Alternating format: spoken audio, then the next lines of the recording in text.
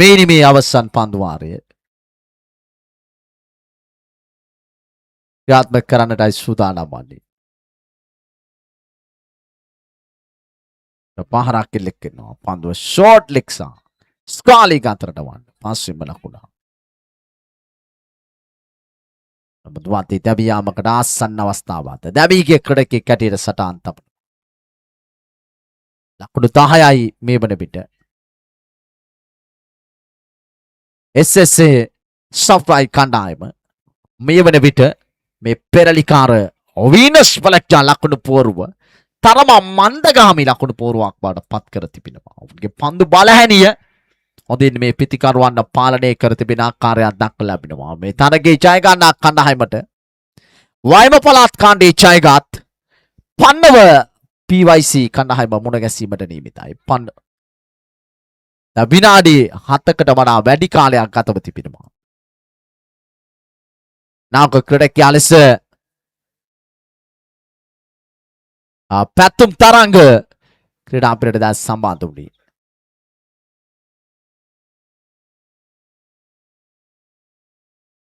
පිටිනට පිටතින් පන්දුව ලකුණක් ලබා ගන්නට ඉඩ කඩන වීනස් පළක්ජා ලකුණු පොරුව සෑයන මන්දගාමී ලකුණු පොරුවක් දක්වලා ලැබෙන්නේ.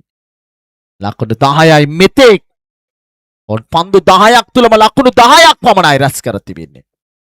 ඒ තරම්ම පන්දු යවන්නන්ට උචිත තනතිරුවකට වඩා මේ සිටින SSA සෆ්ලයි කණ්ඩායමේ පන්දු බලහැනිය බොහොම බලවත් ආබර කඩාරොඩි හිතවතුනි. අනෙකුත් කණ්ඩායම් වල පන්දු යවන්නන්ට වඩා දිව්‍යනවා.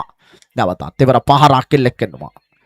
පන්දු බැති යනවා තරමක් සීපකම දෙසට ලකුණයි බලමු. තිබෙන ලකුණ ලබා ගන්නට උත්සාහ දරමින් වත්ති තැබියාම සාර්ථකව සිටිනවා. ඒ පස්වන විකටුව මිද වැටෙනවා වීනස් පළක්ජා කණ්ඩායමේ. මුල් ලකුණු සංඛ්‍යාව ලකුණු 11ක් ලබාගෙන.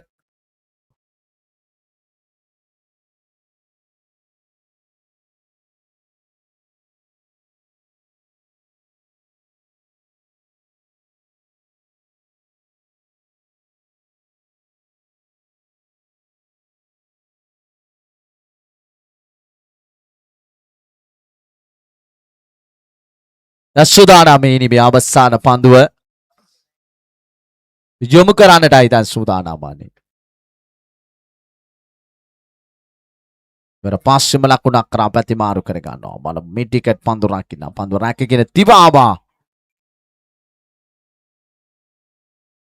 බලමු ලකුණු දෙකයි තුන්වන ලකුණ කරා තිබේ යන්නට උත්සාහ දරපේ. ඉල්ලීමක් කරනවා. ලකුණු දෙකයි තුන්වන ලකුණේදී තුවත්ති තැබියාමකට අසු කරගත්තේ. එම ලකුණු දෙක සමගින් මුල් ලකුණු සංඛ්‍යාව ලකුණු 13යි. ලකුණු 14ක් අවශ්‍යයි. SSA සප්ලයි කණ්ඩායමට මේ තරගයේ ජය ගන්නට. පන්දු 12ක් තුල ලකුණු 14ක් යනු බැලු බැල්මටම පාස් විලක්කයක් වඩ පත්ව තිබෙන්නේ. නමුත් ක්‍රිකට් අවිනිශ්චිත